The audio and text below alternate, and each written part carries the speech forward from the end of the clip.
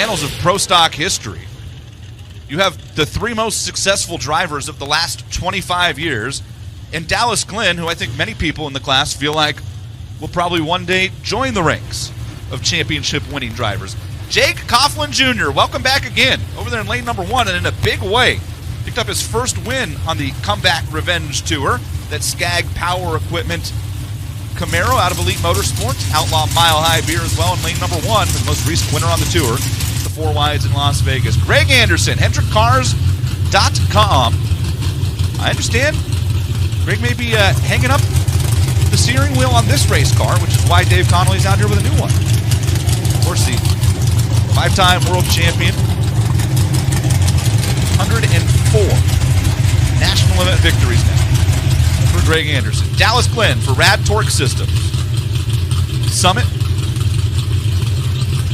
KB Titan over there in lane number 3. And Erica Enders, the 6-time defending world champion for Johnson's Horsepower Garage. Skag Power Equipment. Melly. P-Police et al. in lane number 4. You can see 2 HendrickCars.com Chevrolets this weekend in pro stock, and a third one coming up. It's way faster than anything Rick Hendrick's ever had in NASCAR. Final quad. You want a pro stock. This time it's Jeg Coughlin Jr. in lane 1 that doesn't get off the starting line, and at the stripe. 650 with a 0, 210 miles per hour, and Greg Anderson goes to the number 1 spot in pro stock qualifying session number 1. A 653 with a 1 for Dallas Glenn, a 652 with a 3 for Erica Enders, and Jake Jr. coast across the finish line. Greg Anderson to number 1, Aaron Stanfield, Christian Quadra, David Quadra.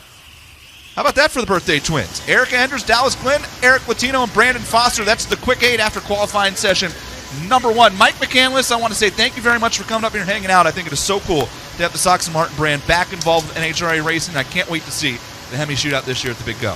Thank you. I really appreciate it. I'm excited to have Buddy Martin down there as the Grand Marshal of the Hemi Challenge and have him actually on the starting line.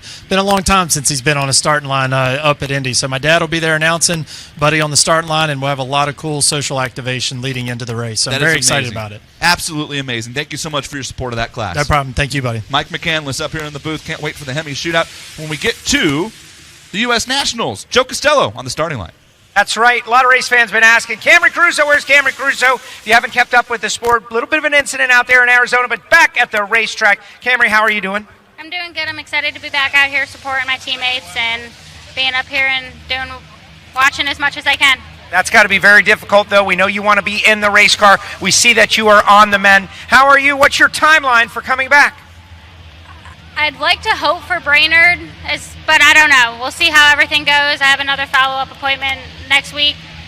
No, 2 weeks, so we'll see how it's healing from there and make a definite game plan, but I'm hoping for Brainerd. Well, we are happy to see you back out supporting your team. Thanks for coming out. Obviously, it's got to be tough, but we appreciate you. Thank you very much. Camry Caruso out here on the starting line. Good to see Camry back at the track and that she is healing up and getting her way back into a pro stock car down to Alan Reinhart.